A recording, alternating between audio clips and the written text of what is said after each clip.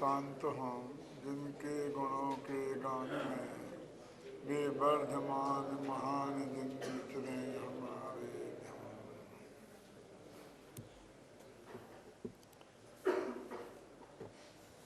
विगत 2 व्याख्यानों में अपने ध्यान की चर्चा की, जिसमें ये बात स्पष्ट हुई कि यद्यपि ध्यान के बिना आत्मा, आत्मा से परमात्मा नहीं बनता है, रागी से बीतरागी नहीं बनता है, अल्पज्ञ से सर्वज्ञ नहीं बनता है, दुखी से सुखी नहीं होता है, तथापि ध्यान क्या है उसे बहुत गहराई से समझने की आवश्यकता है। और वो ध्यान 4 प्रकार का होता है, जिसमें शुक्ल ध्यान जो साक्षात मुक्ति का कारण है वो तो इस पंचम काल में होता नहीं। अब 3 ध्यान हैं जो इस पंचम काल में होते हैं, आर्त ध्यान, रौद्र ध्यान और धर्म ध्यान। आर्त ध्यान की चर्चा अपन कर रहे थे कि उसके 4 भेद हैं, इष्ट वियोगज, अनिष्ट संयोगज, वेदनाजन्य और निदान। जरा हम सोचें गंभीरता से कि 24 घंटे में ऐसा अवसर आता है कि जैसे हम शांति से बैठे टीवी देख रहे हैं और उसमें एक हीरो है, एक विलेन है। जब हीरो पिटता है तो हम दुखी हो जाते हैं, और जब विलेन पिटता है तो खिलखिलाकर हंसने लगते हैं। क्या लेना देना है आपको उन दोनों से? और आप ये भी बहुत अच्छी तरह से जानते हैं कि यहाँ पर ये सब नकली है। जो ये पिट रहे हैं, चाहे हीरो और चाहे विलेन, इस पिटने के इन्हें पैसे मिलते हैं। क्या मेरे कहने का अर्थ है, उसके बावजूद भी आप आनंदित होते हैं और दुखी होते हैं। तो जब दुखी होते हैं तो आप आर्त ध्यान कर रहे होते हैं, और जब आनंदित होते हैं उस हिंसा को देखकर तब आप रौद्र ध्यान कर रहे होते हैं। जब आर्त ध्यान कर रहे होते हैं तो नरक की तैयारी कर रहे होते हैं, और जब रौद्र ध्यान कर रहे होते हैं तो समझ लीजिए नरक के उत्तरंज की तैयारी, नरक की तैयारी कर रहे होते हैं। धर्म ध्यान, जो रौद्र ध्यान है, आनंद रूप है। तो आनंद तो बहुत अच्छी चीज है ना, लेकिन क्रूरता में आनंदित होना, हिंसा में आनंद बनाना, नशा झूठ में आनंदित होना, चोरी में आनंदित होना और परिग्रह जोड़ करके आनंदित होना, इन 4 में सारा जगत आ जाता है, सारे पाप आ जाते हैं। और उनमें आनंदित होना ये रौद्र ध्यान है जो नरक गति का कारण है। तो मैं आपसे कह रहा था कि टीवी देखते देखते भी आप तो समझते हैं शांत बैठा हूं और इस वक्त मैं कोई पाप नहीं कर रहा हूं। यदि इस वक्त कोई आपको आकर के, आपके पिताजी या फिर कोई भी आदमी एक जोर से चांटा मारे तो आप कहेंगे मैंने क्या गलती, क्या क्या क्या किया गड़बड़? सोच सकते मैं टीवी देख रहा हूं, इससे नाराज होंगे, क्यों? लेकिन वो तो समय था, टीवी देखने का परमिशन है मुझे। यानी आप कोई गलत काम नहीं कर रहे हैं ऐसा आप फीलिंग करते हैं, मेरे कहने का मतलब ये है। और जबकि आर्त ध्यान और रौद्र ध्यान है, गलत काम है क्या? सही काम है। जाने दो टीवी देखने की बात। जब आप पांडव पुराण पढ़ रहे होते हैं, महाभारत देख रहे होते हैं,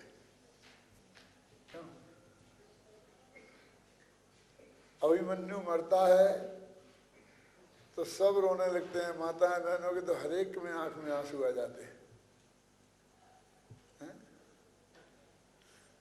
उस समय आपको ऐसा फीलिंग होता है कि मैं इस वक्त कोई पाप कर रहा हूं और इसकी वजह से मुझे कीड़े मकोड़े होना पड़ेगा। ये मेरा निगोद, क्योंकि तुरंत गति में निगोद भी है, ये निगोद जाने का लायक पाप है। ऐसा अनुभव करते हैं। और आप जानते हैं पद्म पुराण, पांडव पुराण में लिखा है कि जब पांडवों के ग्रुप में ये पता लगा कि अभिमन्यु को इस तरह से मार दिया गया है तो कितना खेद हुआ होगा, दुख हुआ होगा, उसकी बात तो जाने दें। फिर उनके लोगों ने कौरवों के 8-10 लड़कों को सो रहे थे और सोते ही में मार डाला। कोई उसकी चर्चा नहीं करता है। अभिमन्यु के दुख को सब रोते हैं और उस पर हाँ ऐसों को ऐसा ही देना चाहिए और बराबर खुश हो जाते हैं। उन बच्चों का क्या दोष था? उनकी मौत पर आप खुशी किस बात की मना रहे हैं? ये हिंसानंद नाम का रौद्र ध्यान नहीं है। आपने पांडवों से अपना एकत्व स्थापित कर लिया है, जिसे साहित्य में साधारणीकरण का सिद्धांत बोलते हैं। और उनके साथ एकत्व स्थापित करने से कौरवों को अपना शत्रु मान लिया है, जबकि आपको इससे कुछ लेना देना नहीं है दोनों से। बस उनके 8-8 बच्चे मरे तो आपकी आंख में आंसू नहीं। सीता का अपहरण हुआ तो ये माताएं बहनें रोने लगती हैं, शूर्पणखा की नाक कटती है तो हंसती हैं। रामलीला में दोनों महिलाएं हैं ना, आपकी जाति की है ना, एक महिला के साथ अन्याय हो रहा है, यदि आपको इसका फीलिंग होता तो जैसी सूता जैसी शूर्पणखा, अगर दोनों ही एक ही राशि तो है। सीता और शूर्पणखा की राशि अलग अलग तो नहीं है ना, मेरे कहने का मतलब। लेकिन वह आपको सीता से अनुराग हो गया है और शूर्पणखा रावण की बहन है।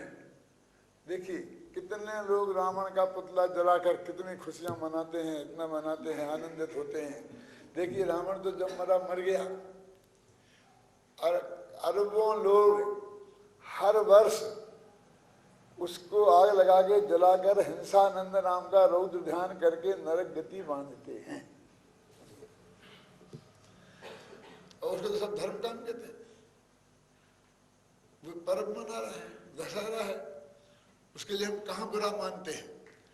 हम अपने 24 घंटे जीवन को देखें, चाहे प्रथमान योग पढ़ रहे हों, लेकिन अपने इस अज्ञान के कारण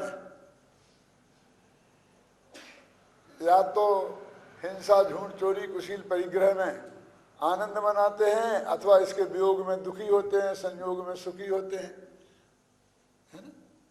इस वो आ गया ना, इष्ट वियोग है, अनिष्ट संयोग है, जिनको हमने इष्ट अनिष्ट मान रखा है।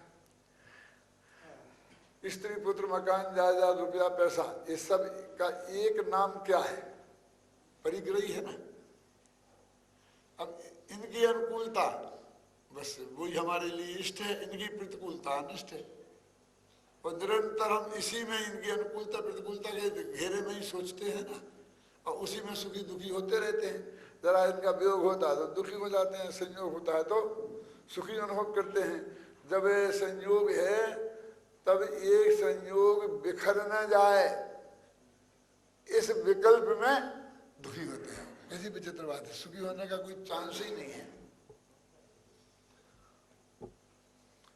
रीत काल में कुछ कवियों ने वियोग श्रृंगार का जब वर्णन किया तो उसमें ये बात लिखी कि मैं जब मेरे इष्ट का वियोग होता है, प्रेमी का वियोग होता है, तब तो मैं दुखी रहती ही हूँ, लेकिन जब संयोग रहता है तब भी दुखी ही रहती हूँ। क्यों? क्योंकि प्रति क्षण इसका वियोग होने वाला है, क्योंकि वो आया है, कहता मैं 2 घंटे में वापस जाऊंगा, क्या? तो वो 2 घंटे भी ये वापस जाने के विकल्प में मैं दुखी ही रहती हूँ। ऐसा बोलते हैं। तो ऐसा नहीं समझ लो संयोग के काल में। अभी पराशर जी ने आपको कहानी सुनाई ना सेठ की, अभी अकेले एक ही संयोग का तो वियोग हुआ है, वो पोते का, बाकी के वो सारे संयोग मिले तो हैं, और उसका बेटा तो है, उसकी बहू तो है। क्यों? सारे संयोग है ना। अब उसको इष्ट वियोग ध्यान होना चाहिए कि इष्ट संयोग का वो होना चाहिए, बोलिए। लेकिन वो उन सारी चीजों पर उसका ध्यान नहीं जाके एक ही चीज पे ध्यान जाता है और इतना असंतुष्ट हो जाता है वो, है ना?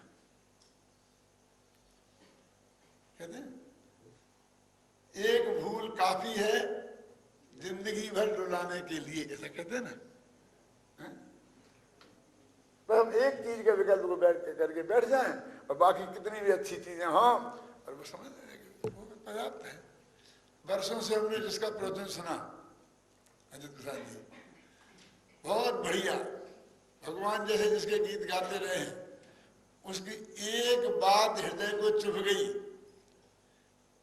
बार बार बोलते थे, उसने शांति से बैठो, बात होने दो पूरी, बस खत्म। मेरे से शांति से बैठो कह दिया। माँ बहन की गाली दे दी, क्या किया है भाई बता।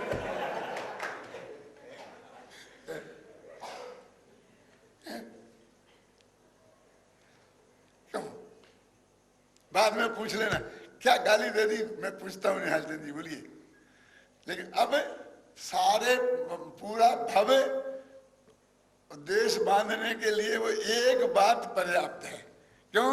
तो उसके ज्ञान का गेय और ध्यान का ध्येय निरंतर यही बना रहेगा। अब वो इतनी बातें बताई और बहुत अच्छी लगी, और कभी कभी तेरी भगवान जैसी प्रशंसा भी की, भगवान की छोड़कर। तुलसीदास जी ने अनुभव किया था, वो कहते हैं कि हे राम, मेरी भक्ति की होड़, मेरी कविता की होड़ तो बाकी के लोग नहीं कर सकते हैं। मेरी कविता कितनी टूटी फूटी हो और इन सब की कविता कितनी ही सुंदर हो, लेकिन वो मेरी की बराबरी नहीं कर सकते हैं। क्यों? क्योंकि इनकी सारी कविताएं झूठी हैं। झूठी है माने क्या, इन्हें बना रखी है स्वागत गीत बढ़िया बढ़िया, और जो आता है उसका नाम जोड़ के गा देते हैं। कभी मेरे हुकुम चंद आए, पंडित जी पधारे पधारे, फिर रमेश चंद जी आए, फिर भी पधारे। क्यों? जो आया उसका नाम जोड़ दिया, औरतों जैसे गीत गाते ना। पंडितों ने ये औरतों ने अंदाज कब से सीख लिया, ये भाण कब से बन गए हैं वो पंडित लोग। हमने तो पंडित बनाए थे।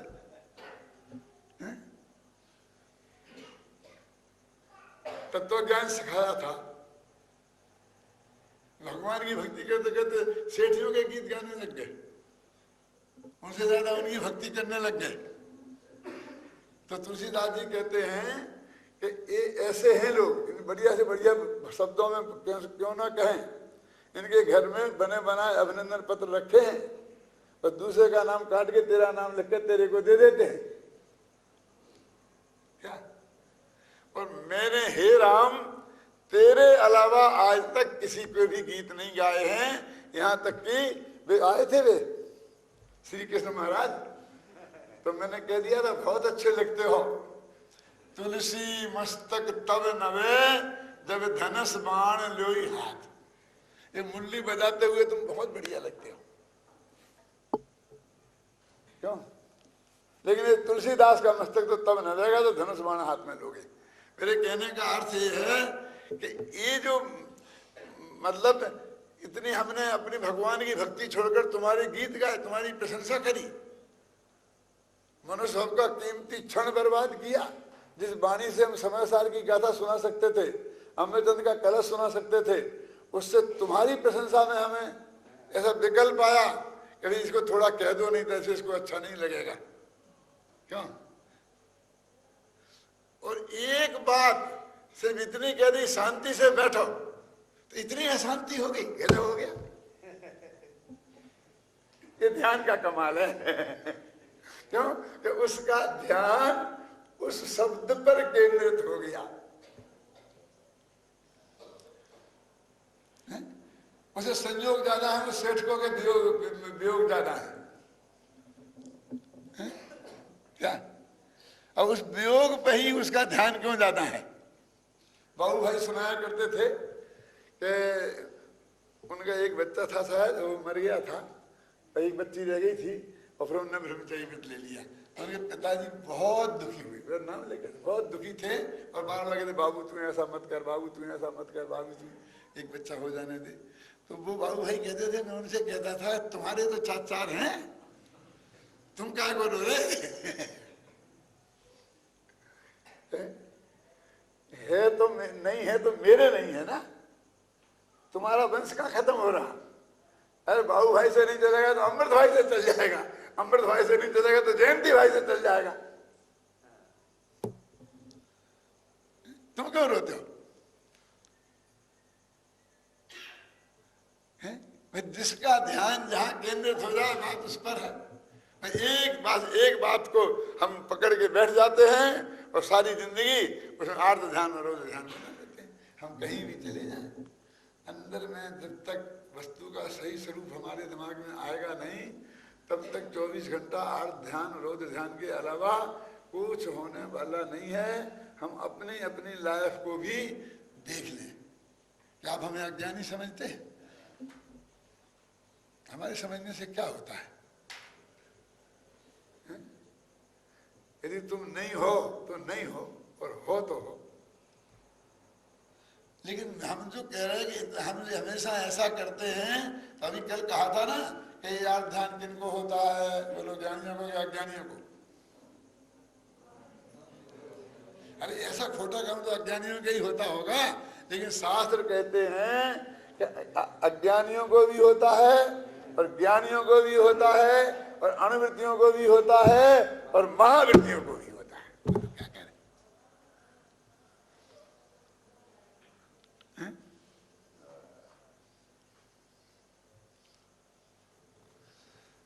ये 12 भावनाओं का चिंतन है ना, 12 भावनाएं तत्वासूत्र में कहाँ आती है मालूम? संबर अधिकार में, संबर का वर्णन है ना, संबर और निर्जरा का वर्णन है 9वें अधिकार में। पहला सूत्र है आश्रम निरोधा संबरा, और फिर स गुप्ती समिति धर्मानुपरीक्षा परिसर जय चारित्र। तो गुप्ती और समिति ये किनके होती है? मुनियों के होती है ना, और उन्हीं के साथ धर्म और अनुपरीक्षा शब्द आया है। और फिर परिसर जय किनके होता है? मुनियों के। तो चारित्र किनके होता है? मुनियों के। तो इनके बीच में ये 10 धर्म और 12 भावना आई, तो ये भी मुनियों के होती होंगी ना। वो ये सब समझ चुके हैं। सम्मादर्शन होने के साथ ही उसके पहले देशना लब्धि मिली थी, तभी क्या कि शुद्ध धारा होए ना सीरी और सब स्वार्थ के हैं भीरी। अब ये 12 भावना मुनि हो गए, काय को पढ़ना? क्यों ये अनित्यता का स्वरूप क्यों वहां पढ़ना? कैसे सब खत्म हो जाएगा, बिजली के समान क्षणभंगुर है क्या? अंजलि जल समजवानी क्षीण होती जा रही, प्रत्येक पल जड़ जड़ जरा नदी के आती जा रही। ये क्यों उन्हें पढ़ना? अरे वे तो बाल बच्चों को छोड़ ही चुके। अनित्य भावना, आश्रण भावना कोई नहीं बचा पाएगा। एकत्व भावना, संसार भावना, अन्यत्व असुचि भावना, ये शरीर मैला है, गंदा है, कुचैला है। क्यों ये क्यों ने रोजाना मुनियों को क्यों कह रहे ये बात? कि हम ये कब कह रहे कि उन्हें ये समझना चाहिए? समझ चुके हैं देशना लब्धि में। हम तो रोजाना इस बात का चिंतन करना चाहिए, ये कह रहे हैं, रिपीट करना चाहिए। अभी धर्म ध्यान की चर्चा आएगी तब मैं बात बहुत विस्तार से करूंगा, ऐसे स्पष्ट है ना। आचार्य अकलंग देव ने धर्म ध्यान के बारे में, 12 भावनाओं के बारे में क्या लिखा है। अभी तो मैं ये कहना चाहता हूं कि वो क्यों, वो कहते भले ही सब छूट गया हो, लेकिन अभी वो राग का कण विद्यमान है। दीपक की लौ जल रही है तो कब वो तेज हो जाएगी इसका पता नहीं है। ये मैं प्रसिद्ध उदाहरण देता हूँ। वो एक मैंने अभी परसमल जी को भी सुनाया था कि एक अपना मुनिराज के साथ पशु डाल था उनका, वो एक कानी औरत को छोड़ के आए थे और उसकी उन्हें बहुत याद आती थी। तो एक बार अपने साथी महाराज से, मुनिराज थे वो, शायद विष्णु कुमार थे, क्या था, बारिशण। तो उन बारिशण महाराज से कहा कि अब के चौमासा अपन उसी गांव में करें जहां के अपन है, लेकिन इसको उस गांव के चौमासा करने का विकल्प क्यों आ रहा है? तो उसे बारीकी से उसको जांच करी तो उन्हें अंदाजा लग गया कि इसके अंदर ये विकल्प सब आता है कि इसको अपनी मेरी पत्नी को छोड़ के आया था, वो है कि नहीं है, कैसी हालत में है, पहले तो समाचार तो आ नहीं जाते थे, तो देखूं क्या है, ऐसा विकल्प आ रहा है। तो गए, जब वह उस नगर में पहुंच गए तो अपने राजा के लड़के थे वो, उनने खबर भेजी अपनी माँ को कि मैं आऊंगा राजमहल में, तो मेरी पत्नियों से कह देना वे सभी पत्नियां, कई अनेक थी, पूरा श्रृंगार करके एकदम सज धज करके बैठे। तो मैंने कहा इसको क्या हो गया, इधर छोड़ के गया, दीक्षा ले ली, वर्षों हो गए, और अब इसके पत्नी की याद आई और मैं आऊंगा और तुम सजा के बैठालना, श्रृंगार करा के बैठालना, ये कैसी बातें करता है। लेकिन सोचा देखेंगे जो होगा तो करो। उन्होंने सब ऐसी व्यवस्था की और वो दोनों आए और आकर उन्होंने पशुलाल से कहा, देख ये सब मेरी रानियां हैं, तुझे कौन पसंद है? उस कहानी के लिए रोता। तो एकदम उसकी समझ में आया, पर एकदम उसका भाव पलट गया। यानी उस अवस्था में भी ये विकल्प कहीं किसी अंदर में समाया रह सकता है, और कब जोर मार जाए और क्या परिस्थिति बन जाए, ख्याल में ही ना। इसलिए कहते रोजाना चिंतन करना उस बात का। उस अवस्था में भी उसको चिंतन करने की बात वो कह रहे हैं, जिससे कि हम आर्ध ध्यान और रौद्र ध्यान से बचें। इस आर्ध ध्यान और रौद्र ध्यान से बचने का उपाय क्या है, ये बात हम लोग गहराई से सोचने की बात है। श्वेतांबरों में ये कहानी आती है, भारतीय ज्ञानपीठ से एक किताब छपी थी, जिन खोजा तिन पाइया, तो उसमें थोड़े छोटे छोटे प्रसंग थे। वो गोयली की थी किताब, अयोध्या प्रसाद गोयली की। तो उसमें एक प्रसंग लिखा था कि जब राजुल दीक्षा ले करके और गिरनार की गुफा में वहाँ पर ध्यान करती थी, और भाग्य से एक बार मुनिराज जो नेमिनाथ के भाई थे, क्या नाम था, ऐसा कुछ नाम था, वो वहाँ ध्यान कर रहे थे। तो जब वो नेमिनाथ दीक्षा लेके चले गए थे और राजुल दीक्षा लेने की तैयारी में थी, तो ये प्रस्ताव भेजा गया था कि वे चले गए, ये तो हैं, अपन अपने ऐसा आजकल कर देते हैं ना, ऐसे मौका आ जाए तो दूसरे को तत्काल कोई दूरा बन के शादी कर देता, उसी का भाई हो जाए तैयार, तो और ही बढ़िया होता है कि नहीं। वो मुनिराज वहां ध्यान कर रहे थे और राजुल ऐसे उसमें बोल रही थी, कहते हे नेमिनाथ तुम ऐसा करके छोड़ के चले गए, मैंने तो कहा था, मैंने तो कहा, जो कुछ भी। हालांकि मेरे हिसाब से तो वो बात ना तो आरिका राजुल ऐसा बोल सकती है, ख्याल में आई ना, लेकिन वो कहानी पढ़ी थी, मैं सिर्फ आपको बताता हूँ। तो उनके मुंह से वो मुनिराज थे, वे सुन रहे थे, यदि वो नेमिनाथ से शादी हो जाती राजुल की, तो वो देवर होते उसके।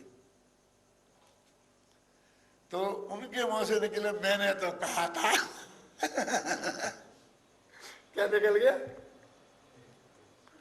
एक बहुत बढ़िया कहानी लिखी जा सकती है, जैसे उसने कहा था ना कि मैंने तो कहा था।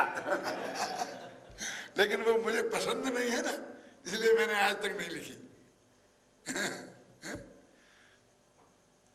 क्योंकि राजुल इतने नीचे स्तर पर आ गई थी और वो मुनिराज इतने नीचे स्तर पर आ गए थे, ये दोनों ही बातें मेरे चित्त को स्वीकार नहीं है। क्यों? तो एकदम राजुल, अरे आप तो ऐसे हो, आपको क्या थी, आपको क्या कमी थी, आपको तो हजारों राजकुमारियां मिल जाती, ऐसा वैसा करके, और आप ऐसा विकल्प क्यों करते हैं, ऐसा संबोधन राजुल ने दिया। और फिर उनका चित्त उसी वक्त अपने अंदर में चला गया, और नॉन तो केवल ज्ञान भी हो गया, मोक्ष ले फटाफट। उनके यहाँ ऐसा बहुत जल्दी होता है। पूरी बात मुझे ख्याल में नहीं है, थोड़ा बहुत गड़बड़ हो तो समझ लेना। मैं तो सिर्फ उदाहरण के लिए बोलता हूँ कि हमारे आचार्यों ने कि चित्त के कोने में कहाँ क्या बात बैठी रह सकती है और वो कब उभर सकती है, ये आर्ध ध्यान रौद्र ध्यान में बदल सकती है, ख्याल में है ना। इसके लिए निरंतर हमें 12 भावनाओं का चिंतन ऐसा करते रहना चाहिए। तो ध्यान या अध्ययन, तो ध्यान अध्ययन, हमने तत्व का निर्णय कर लिया, तो तत्व के निर्णय के लिए तो उन्हें अध्ययन करना नहीं है। देखो तत्व का निर्णय तो वे देशना लब्धि में ही कर चुके थे। फिर वो कर्ण लब्धि के बाद में सील लग करके सम्यक दर्शन हो गया। अब नया कुछ समझने के लिए तो उन्हें कुछ करना नहीं है। अब तो जो तत्व उन्होंने समझा है उसी को घोटते घोटते और आगे बढ़ना है। तो हमें देखें कि हमारे आर्त ध्यान और रौद्र ध्यान निरंतर किन किन परिस्थितियों में 24 घंटे होते रहते हैं। और जो उदाहरण पारसमल जी ने दिया मैं उससे ही अपना काम चला लेता हूं कि ऐसी परिस्थितियों में भी ऐसा नहीं है कि हमें आर्थ होकर रौद्र ध्यान होगा। क्यों जी? यदि वो शेर जी का पोता नहीं मरता क्या, अथवा जब तक नहीं मरा था तब तक तो शेर जी को धर्म ध्यान और सूर्य ध्यान हो गया होगा। मेरे कहने का मतलब ये है तब तक भी तो वे कर्तृत्व के अहंकार में मैंने किया समझिए ना, और एकदम आनंदित हो रहे थे। और सारे लोक की अनुकूलता माने परिग्रह, उस परिग्रहानंदी नाम का रौद्र ध्यान कर रहे थे।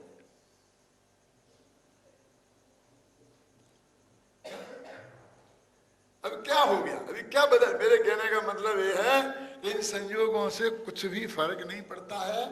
हर परिस्थिति में हम आर्त ध्यान और रौद्र ध्यान कुछ भी कर सकते हैं अपनी कल्पना लोक में।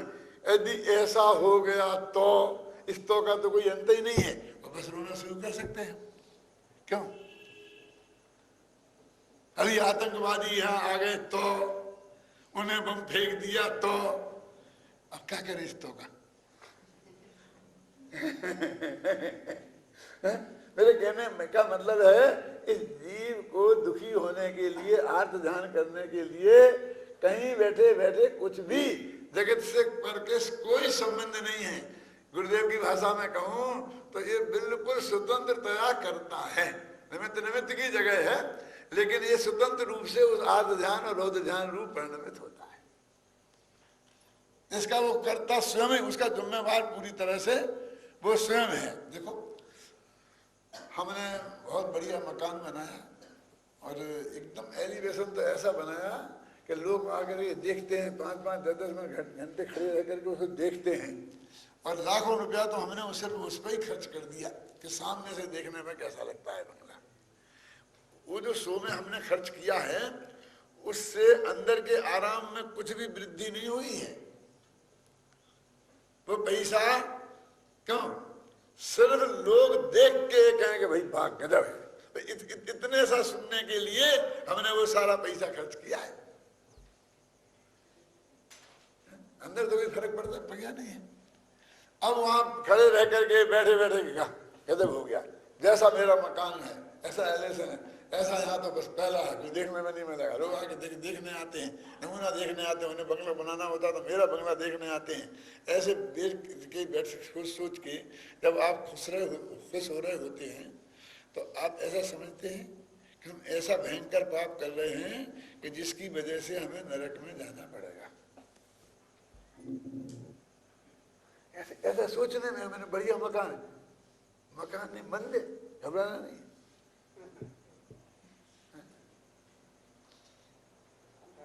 ऐसा बनना चाहिए कि लोग देखते ही आ जाएं, देखते ही तबीयत भाग हो जाए। क्यों? वो कर्तृत्व से लेकर और बाद में ये कौन सा आर्त ध्यान है भैया? आर्त नहीं है, ये रौद्र ध्यान है। ये परिग्रहानंदी नाम का रौद्र ध्यान है कि पर पदार्थ परिग्रह को देख कर और खुश होना, ये परिग्रहानंदी नाम का रौद्र ध्यान है। क्यों? दर्पण के सामने खड़े होकर बाल लगाया, क्रीम पाउडर लपेटा, फिर एक किया और देख के खुश हो रहे, तब ऐसा लगता है कि हम कोई पाप कर रहे हैं। क्यों? नहीं, मैं तो देखो मेरे बाल घुटा लिए हैं, मैंने कुछ नहीं किया, मैं कुछ नहीं करता हूँ। लेकिन जब पोते को कपड़े पहनोगे और ठीक ठाक करके और ऐसा देखते हो क्या तो तुम नहीं रहे सजने लायक है। तो पोते को सजाकर उसे देख कर परिग्रहानंदी नाम का रौद्र ध्यान करते हो, आनंदित होते हो। जरूरी नहीं है उसके लिए कि तुम वैसे हो ही। मैंने जितनी बातें आपसे कही हैं, अब इनके संदर्भ से आप यदि अपने जीवन पर सुबह से शाम तक की हर क्रिया पर नजर डाल के देखोगे तो कभी आप आर्त ध्यान कर रहे होते हैं और कभी आप रौद्र ध्यान कर रहे होते हैं। शायद ही कोई ऐसा क्षण जाता हो कि जब आप ये नहीं कर रहे हो कि साहब कैसी बात कहते, तो सोते वक्त तो 4 घंटे चले जाते हैं स्वप्नों में। कहते कि नहीं कहते? मैंने एक ऐसा सपना देखा था, एक ऐसा मंदिर बने, एक ऐसा हो, ताजमहल से भी लोग देखने आए, ऐसा देखने को आए, क्यों? ऐसा था, ऐसा था, ऐसा था। आज मेरा वो सपना पूरा हो रहा है। लोग सोते भी नहीं, जागते जागते में भी सपना देखते हैं। मैंने बोला था सम्मेत शिखर में तुम्हारे उसको ढाई दिन वाले को क्या भैया ज्यादा सपना मत देखो। ये कौन सा ध्यान है? ठीक है, अच्छा है, बनाने का विकल्प बन जाए। कलकत्ते में कहा था, समझे ना? ये सब ये परिग्रह आनंद रूप है। ये सारी बाह्य संयोगों में आनंदित होना और उसमें उपयोग का स्थिर होना, उपयोग का स्थिर होना ख्याल में है ना। देखो ध्यान चारित्र गुण की पर्याय है, तो अपन कहते अर्ध ध्यान, रोध ध्यान तो सभी होते हैं, सभी होते हैं, सभी होते हैं। अभी एक प्रश्न खड़ा होता है, कभी असैनिक को भी होते होंगे। फिर ये सारी चर्चा तो सैनी पंचेंद्रियों के हिसाब से ही, मनुष्यों के हिसाब से ही होती है ना। अब क्या करें, समझाने वाले मनुष्य, समझने वाले मनुष्य, सैनी पंचेंद्रिय, इसलिए उन्हीं की चर्चा आती है, वही उदाहरण आते हैं। तो इसमें विषय 5 इंद्रियों के विषयों में मन का लग जाना, क्यों? ये अर्ध ध्यान रौद्र ध्यान है। तो जिनके मन है ही नहीं उनके तो होंगे ही नहीं, तो उनके तो क्या धर्म ध्यान और शुक्ल ध्यान होगा? अरे भाई, ध्यान तो उपयोग की स्थिरता का नाम है। ज्ञान के रिपीटिशन को ध्यान कहते हैं ना। 34वीं गाथा में लिखा ना, अपने में स्थिर हुआ ज्ञान ही ध्यान है। तो उपयोग तो उनके है ना, क्योंकि उपयोग तो जीव का लक्षण है, उपयोगो लक्षण। और उनका एक जगह उपयोग स्थिर नहीं होता है। क्यों?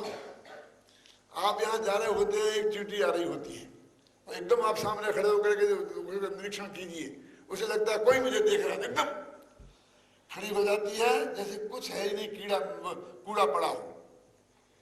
1 सेकंड को बिल्कुल ऐसी निष्क्रिय हो जाती है हर कीड़ा, 2 इंद्री, 3 इंद्री, 4 इंद्री। और फिर उसे मौका लगता दिखती है कि अब मैं कुछ भाग जाऊं, यहाँ खतरा है, तो एकदम भाग जाती। तो वो सोच के भागी, सोच को तो मन तो है ही नहीं। और हम तो मने वाला सोच को ही सोच समझते हैं। वो भी उपयोग, उसने उसको ज्ञान हुआ कि नहीं हुआ, उससे फिर उसका वो खड़ी हुई कि नहीं, और फिर वो भागी, तो वो यहाँ भागती, यहाँ भागती, यहाँ भागती, कहीं क्यों भागती, कहीं नहीं भागती। तो ज्ञान मन के बिना काम नहीं करता क्या? हम ज्ञान और मन में भेद नहीं कर पा रहे। अभी ये ज्यादा गहराई में अपन नहीं जाते हैं। अभी तो अपन ये बात कर रहे हैं कि या तो इष्ट वियोग है या अनिष्ट वियोग। जगत में जितने पदार्थ हैं हमने उन्हें 2 भागों में बांट दिया। भेद विज्ञान वाले हैं हम। एक जो हमारे लिए इष्ट है और एक जो हमारे लिए अनिष्ट है। और अब वो तो अपने हिसाब से प्रगमन करते हैं। आकाश में बादल आते हैं, बरसात में बादल आते हैं, फिर नहीं आते हैं, फिर धीरे धीरे सर्दी आती है, गर्मी आती है, अपने हिसाब से आती है।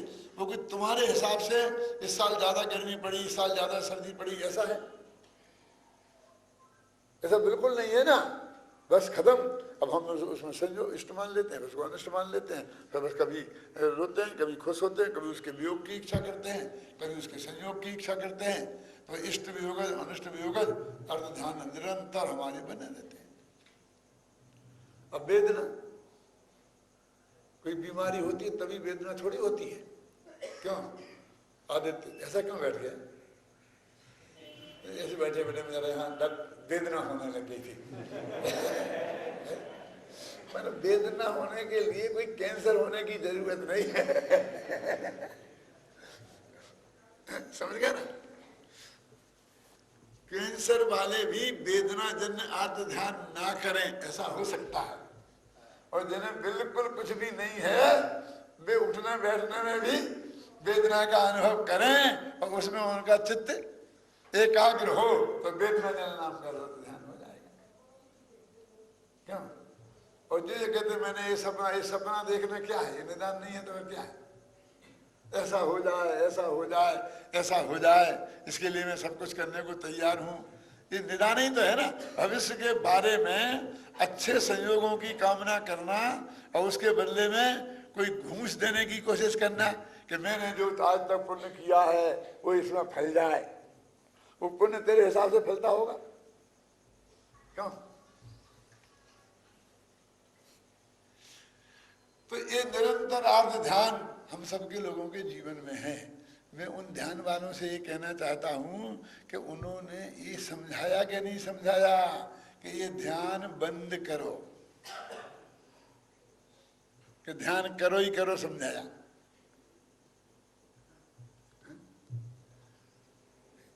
ये ध्यान बंद करने के भी कोई ध्यान है कि नहीं है?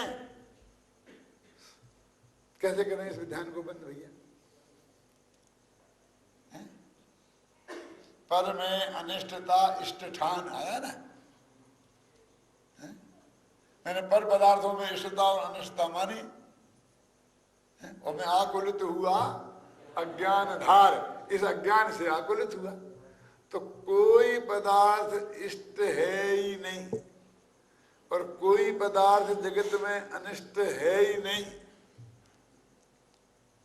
और पार्वती जी ने कहा था ना कि मैंने यही समझाया कि वो बच्चा अपने कारण आया था और अपने कारण गया है, न तुम्हारे कारण आया था कि तुम पोता वाले हो जाओ इसलिए नहीं आया था वो, और तुम पोता वाले नहीं रहो, तुम्हारा वंश का नाश हो जाए इसके लिए वो गया नहीं है। यही समझाया ना आपने।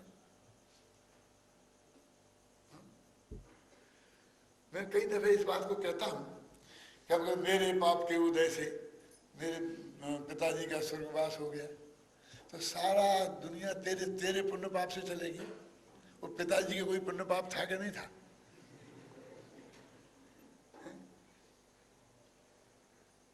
आप मेरा मतलब सुने, मेरे पाप के उदय से मेरे पति का स्वर्गवास हो गया तो पति के भी कोई पुण्य पाप था कि नहीं था? मेरे कहने का मतलब ये है कि ये मैं करता हूं ये तो मानता ही है, लेकिन ये सारी दुनिया या तो मैं चलाता हूं नहीं तो मेरे हिसाब से होती है। सब लोग, तेरी जेब में यदि 1,50,000 के नोट हों तो तुझे चारों तरफ चोरी चोर दिखते हैं, और कोई आदमी यदि तेरे पीछे पीछे चला आ रहा हो, उसने सुन लिया आपने किसी से पूछा था कि भाई टोडरमल स्मारक का रास्ता कौन सा है, तो उसे भी टोडरमल स्मारक जाना था, तो उसने कहा, इसने पूछ लिया, उसने इसे बता दिया, और जा रहा है अपन इसके साथ साथ चले, इसके साथ साथ चलो तो अपन भी स्मारक पहुंच जाएंगे। वो भी बेचारा सवेर में आ रहा था अब कहते याद मेरे पीछे लग गया फिर देखता है, फिर देखा तो पीछे फिर संभालता, फिर देखता क्या है। इसलिए मैं कहता हूं कई दफे चोरी का माल क्या मालूम मैं किसे कहता हूं भाई साहब? सुना कभी आपने? चोरी का माल वो नहीं है जो हमने चुराया है, चोरी का माल वो है जो चुराया जा सकता है, जिसकी चोरी हो सकती है। क्या तुम कहो यदि चोरी का माल तुम्हारे पास नहीं है तो तुम घबरा क्यों है? क्यों? क्योंकि कोई चुरा ना ले। मेरा मतलब समझे? तो तुम्हें चारों तरफ के लोग चोरी चोर दिखते हैं और तुम अपने घर में जेब खाली कर जाओ और कुछ नहीं, आराम से सो, तो कोई आदमी चोर नहीं दिख रहा। तो ये जो इष्ट अनिष्ट की कल्पना है ये तो हमारे चित्त की उपज है। जगत में तो कोई किसी का इष्ट अनिष्ट है ही नहीं, तो जब तक ये हम तत्व का निर्णय नहीं करेंगे कि जगत में कोई इष्टनिष्ठ होता ही नहीं है, तब इष्टनिष्ठ ध्यान आर्थ ध्यान हमारा कैसे रुक सकता है, कैसे कम हो सकता है। और ऐसा निर्णय करने के बाद में भी अभ्यास से, पूर्व अभ्यास से थोड़े दिनों तक होता रहेगा, लेकिन दिन प्रतिदिन क्षीण पड़ता जाएगा। जैसी ताकत मिथ्या दृष्टि के आर्थ ध्यान में होती है, वैसी ताकत सम्यक दृष्टि के आर्थ ध्यान में नहीं होती, उसकी जान निकल जाती है। उसको शास्त्र में लिखा है कि वो जरी जेवरी के समान है। जरी जेवरी का मतलब समझते हैं? एक रस्सी है बहुत बढ़िया, और उसे रस्सी से बना जकड़ रखा है, किसी चीज को बांध रखा है। अब उसमें आग लग गई, आग लग करके वो बिल्कुल जल गई, लेकिन उसका आकार बिल्कुल वैसा ही का वैसा है, माने आकार विघटित नहीं हुआ, अभी भी रस्सी जैसी ही दिखती है। सफेद की काली जरूर हो गई है, लेकिन उसमें आटे वैसे ही पड़े हैं। यदि ये फिल्म लेगा ना, फोटो लेगा, तो बिल्कुल वैसे ही मजबूत लोहे, अभी तो लोहे की रस्सी दिखेगी वो, है ना, लेकिन उसमें ताकत बिल्कुल नहीं रही है, फूंकने से ही उड़ जाएगी। तो सम्यक दृष्टि के भी आर्थ ध्यान होता है, रौद्र ध्यान होता है, लेकिन उसमें ताकत नहीं होती है, क्योंकि उसमें तत्व ज्ञान ने पीछे से उसकी सारी शक्ति को समाप्त कर दिया है। जो मान्यता थी कि ये मजबूत है, आप ख्याल में है ना, इतनी सी बड़ी बात है। इसलिए ज्ञानियों के भी होता है, अज्ञानियों के भी होता है। शास्त्र में लिखा है कि 6वें गुण स्थान तक होता है इष्ट वियोग, संयोग, वेदना जन्य आर्थ ध्यान। कल मैंने शायद कहा था कि लोग कहेंगे क्या बात करते हो, वे घर वाले को छूट गए, 100 धन नहीं, रुपया नहीं, पैसा नहीं, स्त्री नहीं, पुत्र नहीं, फिर उनका कौन इष्ट है और कौन अनिष्ट है। अरे भाई इसको क्या है, अपने अंदर में ताकत चाहिए, किसी को भी मान लेंगे। गुरु जी इष्ट हो गए, शिष्य इष्ट हो गया, बगल में दूसरा मुनि वो इष्ट हो गया, कुछ नहीं तो कितना बढ़िया प्राकृतिक वातावरण है, कुंडलाकार, हरियाली, एकदम हरियाली हरियाली, ग्रीनिश ग्रीनिश, कितना आनंद आता है। ऐसा लगता है कि मैं तो सारी जिंदगी यहीं रहूं। क्या हो गया भाई? और परिग्रह किसे कहते हैं? ऐसा थोड़ी कि पूरा कुंडलाकार पर्वत तेरे नाम रजिस्ट्री कराना पड़ेगा। और रजिस्ट्री तो ग्रस्तों को करानी करती है, मुनिराज तो बिना ही रजिस्ट्री के कब्जा कर लेते हैं, चाहे जहां, उन्हें कौन हटा सकता है? उन्हें थोड़ी कोई नक्शा पास कराना पड़ता है।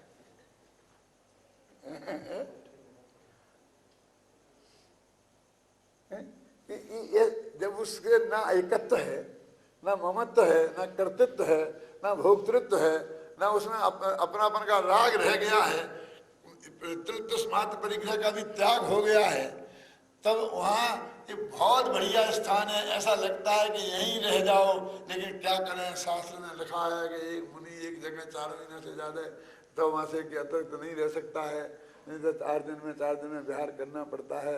यदि ऐसा नहीं होता तो मैं तो यहीं रह जाता।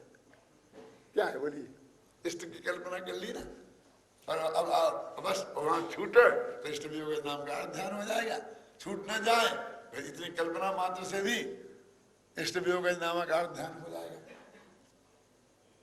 जो भी होगा, माने मेरे कहने वाला जगत में पुण्य पाप के उदय से संयोग होने की जरूरत नहीं है। हम तो अपने कहते हैं कि जब मन के ही लड्डू खाना है तो फीके क्यों, तो बहुत बढ़िया होना चाहिए ना, स्वादिष्ट, और फीके भी हों तो कुछ चलेगा, लेकिन फिर कम क्यों, हम तो भरपेट खाए ना। मन के लड्डू फीके क्यों, फीके हों तो थोड़े क्यों। पैसा देना हो तो सोचें कि सस्ते वाले खरीदो, आधा ही किलो लो भैया, बहुत महंगी मिठाई हो गई है ना। मन के ही लड्डू खाना, जब मन से ही इष्टनिष्ट की कल्पना करना है तो फिर कहीं भी की जा सकती है ना। तो ये इष्टनिष्ट नाम के आर्थ ध्यान है, जब तक ये नहीं छूटेंगे तब तक धर्म ध्यान की बात भी नहीं आएगी भाई साहब। इसलिए कहते हैं हम इनको जानना, जिन्हें छोड़ना है उन्हें जानना बहुत जरूरी है। अब हम धर्म ध्यान की चर्चा आरंभ करेंगे। देखो, धर्म ध्यान के संदर्भ में बहुत मार्मिक बात यह है कि जो भेद शास्त्रों में गिनाए हैं वो तो आज्ञा विचय, अपाय विचय, विभाग विचय और संस्थान विचय है कि भगवान की आज्ञा क्या है इसका विचार करो। तो ये तो भैया ये विचार करो, उसका मतलब आज्ञा क्या है तो आज्ञा पढ़ो जानो और फिर उसका विचार करो। मानो वाचना प्रेक्षणा अनुप्रेक्षा ये सब आ जाएंगे ना, तो ये तो स्वाध्याय ही हो गया ना। अनुप्रेक्षा तक आ गया ना, फिर आमनाय तक आ गया। भगवान की आज्ञा क्या है तो ये जनागम का स्वाध्याय हो गया ना। फिर उपाय विचय, उपाय विचय कहो चाहे अपाय विचय कहो। अपाय माने मिथ्या दर्शन मिथ्या ज्ञान चारित संसार के कारण है, माने ये अपाय है, मुक्ति के उपाय नहीं है ऐसा चिंतन, इसके लिए उसका नाम पड़ा अपाय विचय। और उसको हम उपाय विचय कहें तो संबंध दर्शन ज्ञान चारित्र मुक्ति के उपाय हैं। तो संबंध ज्ञान चारित्राणी मोक्ष मार्ग, ये पूरा मोक्ष मार्ग प्रकाशा को संसार का मार्ग सब आ गया ना। तो पूरा सिद्धांत मुक्ति के मार्ग का कथन आ गया कि नहीं आ गया। आज्ञा विचय में खासकर क्या मालूम क्या आता है, आलू में अनंत जीव होते हैं, ये आज्ञा विचय है क्या। हम जिनको देख के निर्णय नहीं कर सके, जिसमें जिनेंद्र भगवान की आज्ञा ही प्रमाण है, इस बात को जानकर उसमें उपयोग का स्थिर होना ही आज्ञा विचय नाम का ध्यान है।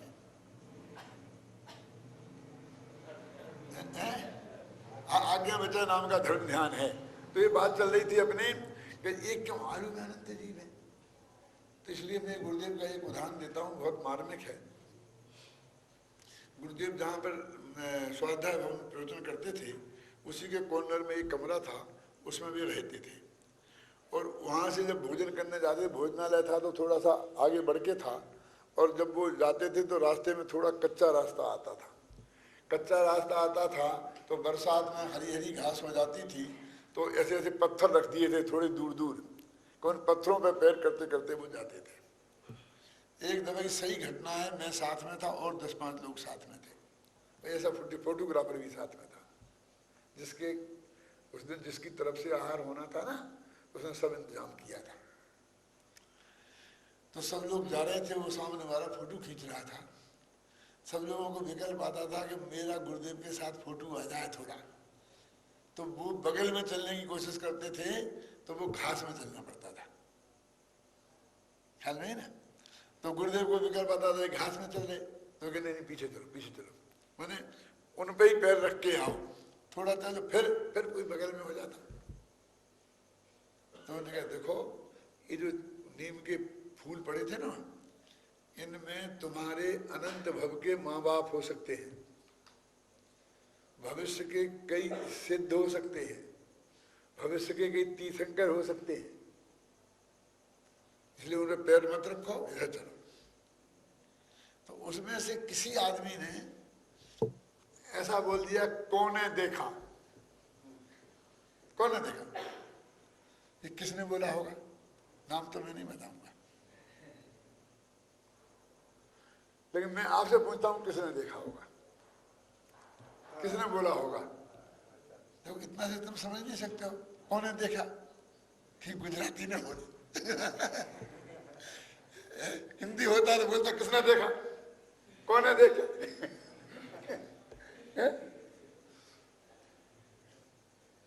गुरुदेव एकदम आंख चढ़ाकर एकदम बोले, क्या कहते हो, ये सर्वज्ञ भगवान का अपमान है।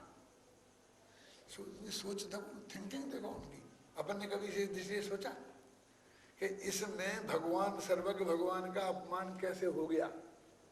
कि तू बोलता किसने देखा, तो ये तो सर्वज्ञ नहीं देखा है, हमने तो देखा नहीं, हमने तो उनकी वाणी में पढ़ा है, वो तो ये बता रहे।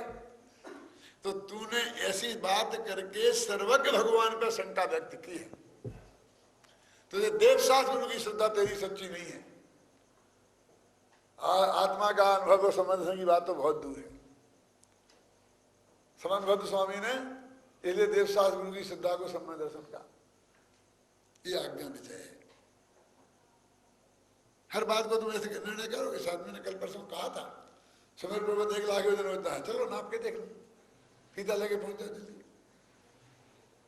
ये सर्व भगवान को गाली है, क्या जरूरत है ये नाप के देखने की, मान लेना भगवान ने कहा है। और तेरा क्या बन रहा बिगड़ रहा है, तू फुट के हिसाब से पैसा चुका रहा है क्या समझ पर्वत के? तो खरीद रहा होता तो जितने के पैसा मैं दे रहा हूँ उतनी जमीन है, तुझे नाप के देखने का विकल्प आना बहुत जरूरी था। अब प्रयोजनभूत बात है, अब उसमें भी तू बार बार में शंका करता है, इसका नाम ये है आज्ञा विचय। इस पे तेरा ध्यान निरंतर रहना चाहिए। ख्याल में है ना? आज्ञा विचय का अर्थ समझे ना?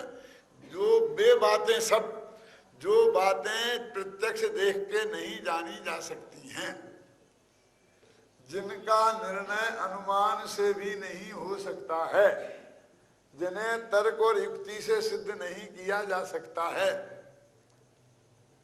ख्याल में है ना? वो सब चीजों के बारे में विचार करना, वो आज्ञा विचय नाम का धर्म ध्यान है। अब समझ लेना, चरणान योग इसमें मुख्य है। क्या खाना और क्या नहीं खाना ये तुम्हें तेरे हिसाब से नहीं चलेगा। भगवान ने कह दी कि इसमें अनंत जीव हैं तो हैं और इसमें नहीं है तो नहीं है। अब दूसरा उपाय विचय बताया ना, अपाय विचय और उपाय विचय। तो पहले शुरू के 8 अध्याय लिखे, 7 अध्याय टोटामल जी ने, वे सब अपाय विचय के हैं। और आगे 9वां अध्याय शुरू किया था, वो सब उपाय विचय का है। माने पूरा मोक्ष में कैसा पढ़ना, कौन जो लिखा गया वो भी और जो नहीं लिखा गया वो भी। नहीं लिखा गया वो कैसे पढ़े? सारा आगम तो पढ़ा है जिसके आधार पर वो लिखने वाले थे। ख्याल में है ना मेरी बात? और फिर के विपाक विचय कि तेरे को यदि निमित्तों की खोज करनी है, निमित्तों की खोज करनी है तो तू कर्मों की तरफ देख कि किस कर्म के उदय में क्या क्या होता है। क्योंकि ये बाहर का अड़ोसी पड़ोसी में निमित्त बना देखेगा तो राग देश बढ़ेगा, पड़ोसियों के साथ में प्रेम से नहीं रह पाएगा, वात्सल्य भाव से। हर अपने सुख दुख के कारण पड़ोसियों में खोजना, तो कर्म के उदय में खोज। किस कर्म का उदय जैसा आता है उसे अनुकूल प्रतिकूल संयोग मिलते हैं, उसमें क्या है? ये विपाक विचय नामक धर्म ध्यान ख्याल में है ना? संस्थान विचय, लोक का आकार कैसा है, जम्बूद्वीप कैसा है, इतना आकार है, संस्थान विचय। अभी 4 में उन्होंने खत्म कर दिया धर्म ध्यान। मैं कहता हूँ कि देखो उसमें चरणानी योग आ गया, करुणानी योग आ गया और सिद्धांता द्रव्यानी योग आ गया। उपाय विचय में द्रव्यानी योग आ गया और विपाक विचय में करुणानी योग आ गया, संस्थान विचय में क्यों, और इसमें आगे तत्वानी योग छोड़ दिया। सुनो सुनो सुनो, तो वो जो बीच में तत्व की बातें आई हैं, आचरण की बातें आई हैं, वो तो इन 3 अनयोगों में शामिल हो ही जाएंगी उनका चिंतन करोगे तो। अब पूरे कहानी किस्सों में राम रावण की बात करके तो राम से राग और रावण से द्वेष और रावण को जलाकर खुशी होने वाले हो छोड़ दो, रखो एक तरफ जरा। ये पूरे कहानी किस्सा उसमें से वो माल निकाल दो तो फिर बचता क्या है इसमें? ये विकथा नहीं है, क्योंकि उसमें बीच बीच में ये 3 अनियोग की बातें आती हैं। संबंध ज्ञान चारित्र की बात आती है, खान पान की बात आती है, चरणान योग की बात आती है, समझे कर्म के उदय की बात भी आती है, लोक की चर्चा भी आती है। जम्बूद्वीप है, फिर उसमें बीच में मध्य में ये आता कि नहीं आता है? तो इस वजह से वो है शास्त्र, नहीं तो शास्त्र का तो कोई कहानी है बस खत्म।